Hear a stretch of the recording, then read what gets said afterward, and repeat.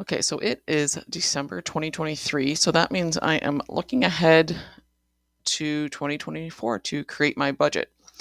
Now, in the middle of last year, probably the last few months, I kind of redid my budget, so my 2023 spreadsheet is a mess. So I kind of cleaned it up and want to start new with what I've been working with during the last few months of 2023. So I have created um, this spreadsheet, although I must admit I didn't create this from scratch. I downloaded it off the internet a number of years ago, and I've just modified it to make it my own. But it's based on um, Gail Voss Oxalade. She's a Canadian budget person. She was on TV a lot, and I really like her philosophies, and her way of budgeting just makes sense to me. So I've been following it. But here's the thing: I have not been awesome with budgeting. I am very inconsistent with it. Even now, I'll admit, even though I'm taking a financial planning course and learning all about it, I've I've not been really awesome at keeping track of all of my spending. So I really want to change that this year and be more vigilant with tracking my spending and knowing exactly where my money is going, and not just having big I usually withdraw cash and use it, but don't keep track of it that well. So I know how much I withdraw each week, but what it all goes towards is not. I don't keep a very great record of that. So I want to do better in 2024 and keep track of all of my spending, especially the cash that seems to um, be spent without very much record. But let me just go over what I include in my budget. So I like this spreadsheet because it's the whole year in one spreadsheet, so that's really handy. As you can see, I've been budgeting for a while, but like I said, it's very inconsistent.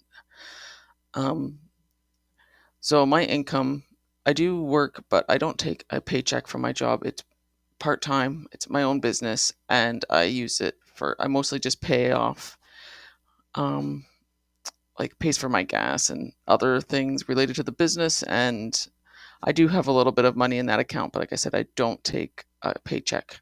I live off of these yeah, I live off of the child tax benefit. 'Cause if you don't know, I'm separated or pretty much single now, I guess, and I live off the child tax benefit, and there's other government benefits that I receive, and that's these. So that's not monthly; it's quarter. It's whenever. It's however often they they pay, and I also have blogs and other online sources of revenue that create like Google AdSense creates a bit of an income, and Amazon Associates as well. And I get child support from my ex. So that's the first column is income. And then I have my fixed expenses, which I've been keeping track of the last few months because they have changed um, drastically since I became separated. So I don't have as many fixed expenses as I once did when we were together. So I just have the internet. I have my own car insurance, bank fees. What they charge you every month to keep your money in their account and to take out funds.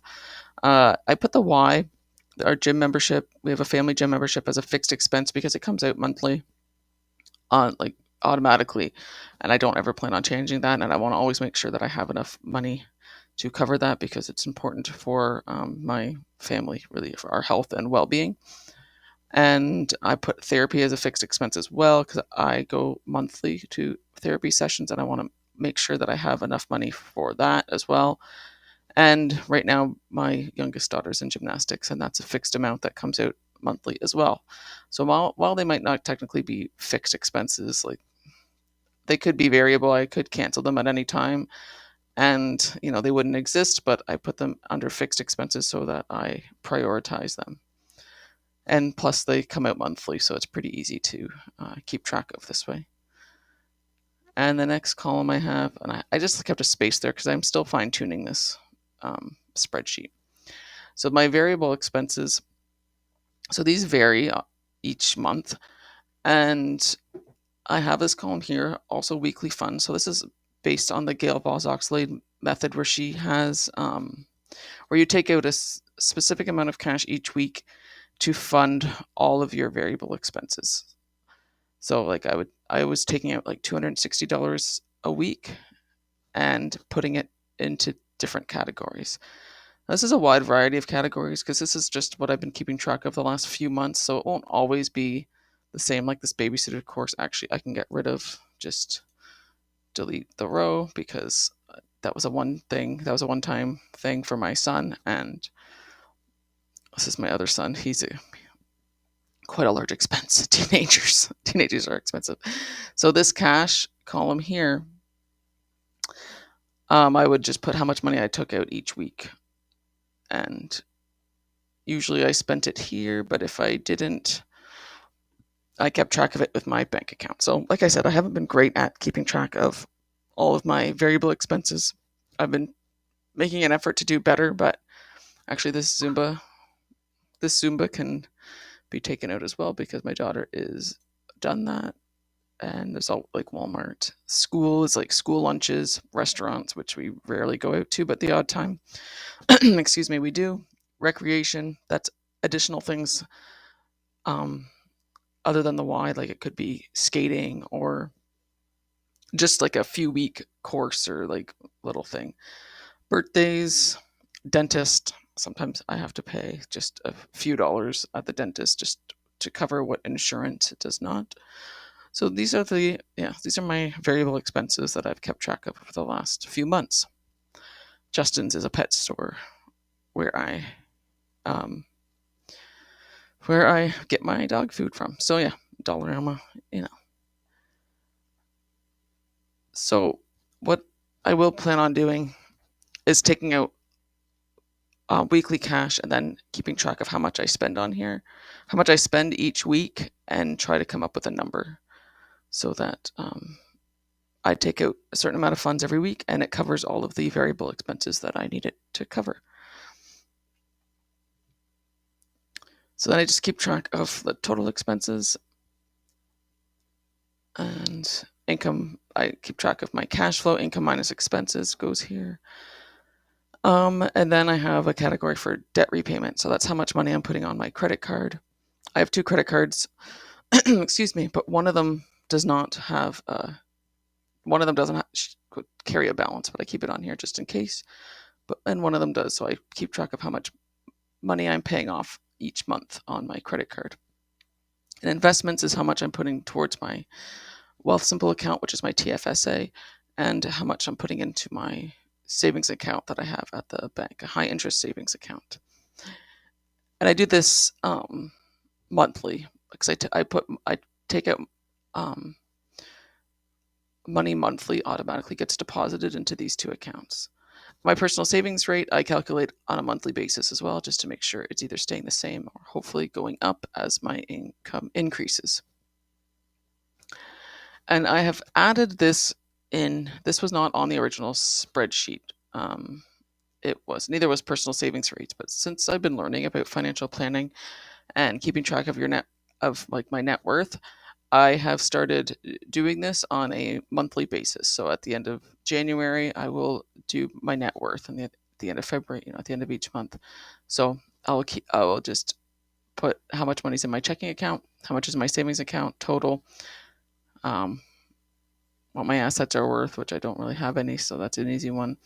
How much money is in my RSP and my TFSA at the end of the month, and also Canada Savings Bond, which I have one, but I need to take it out, but I haven't done that yet. So that's still there kind of as a reminder to do something with it.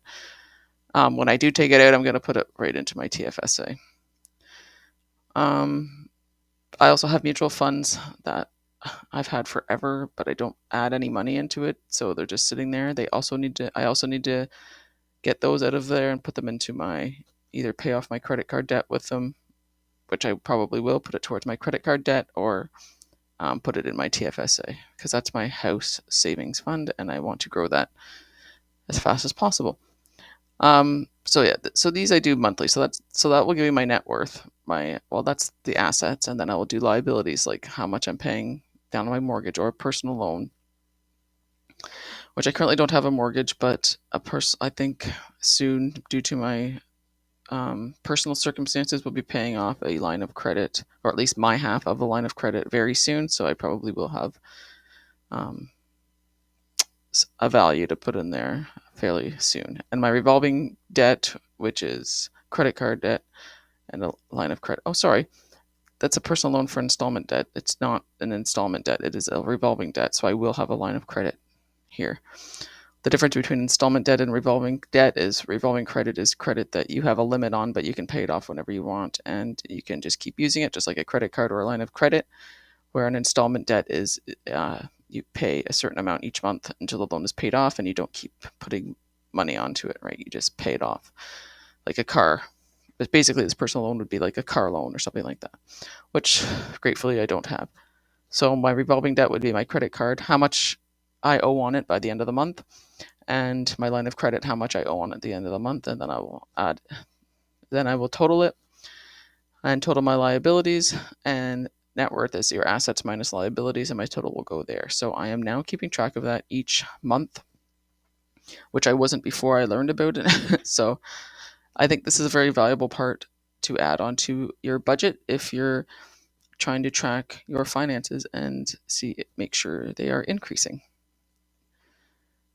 And I also have goals for so this is my 2023 goals. I haven't made new ones for 2024 yet. So my goal was to have $20,000 in my TFSA by the end of the year. I don't think I'm going to hit that, but I will be close. So I'm going to modify my goal at the end of the year when I know how much is in there, and then I'm going to come up with a new one. And it'll probably be 30,000 because that's how much I want to have for a down payment for a house, if not more. This is my credit card. I wanted that to be a zero balance. That is not going to happen by the end of this year because I did not prioritize paying it off like I should have. So that was my big mistake. And I want my monthly income to be $10,000 each month, which it will not be this year, but I am working towards increasing that. And I hopefully in 2024, that's what it will be. So yeah, I think it's important to have these goals here too to keep you on track, so that at the end of each month you can see, how far you've come and where you need to go. So just to keep you honest and accountable for your spending, because budgets are all fine and good to have, but if you're not using them, then what's the point? And I feel like I have not utilized budgets as well as I should have, and I'm trying to do better this year and really be accountable for my finances. And a budget is a great way to do that because every month you can see exactly where you are, where you stand, what your assets, what your liabilities, how much you're worth, and calculate your personal savings rate to make sure you're saving a good percentage of your income, and see where you are with your financial goals. So I really like this spreadsheet. Like I said, it's kind of a work in progress just because I'm kind of revamping. My expenses have changed. My income has changed. So it is a work in progress, but I like this layout, and it's a pretty easy budget to follow and to navigate, which is important. So at the end of each month, I just total everything. But I'll show you that when we get to it, like at the end of January. I'm not my 2023 budget. I'll show it to you. I'll show it to you just so you can see. But these are what I started out with, all of my expenses. And then in, I guess it was August, I just decided to change it up because my circumstances have changed. So this was what I was following, like all my things. So it's kind of a mess. So let's just look at the nice clean 2024. So that's why I excuse me, started over in 2024. So that's my budget. If you're interested in getting a copy of this, I could see if I could share it or put a link in the description. Let me know in the comments if you would like a copy of this spreadsheet. I like it. I like it because it's yearly. You can see your whole year in one single spreadsheet. So that is definitely a bonus to me. So yeah, so hopefully you found this useful, and I'll go through it slowly. You can take your time if you want to copy it or make it your own, but follow the similar format. yeah, go for it. I like it. And adding this net worth section and my goals, it was really helpful just to see just to see how I'm doing. Sometimes it's a reality check. Sometimes you're not doing as well as you'd like, but at least you know, and you can adjust accordingly. So, yeah, I hope you're having a great day, and I will see you in the next one.